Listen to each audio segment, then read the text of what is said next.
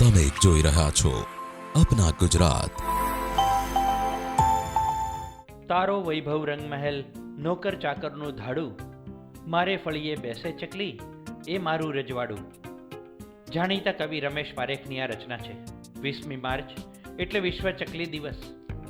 ઘરના આંગણે કે ટોડલે ચી ચી કરતા કલશોર કરતી ચકલીઓ આજે પોતાના અસ્તિત્વ માટે ઝઝૂમી રહી છે અને ક્રમશઃ ચકલીઓની ઘટતી જતી સંખ્યા એ ચિંતાનો વિષય બની રહ્યો છે.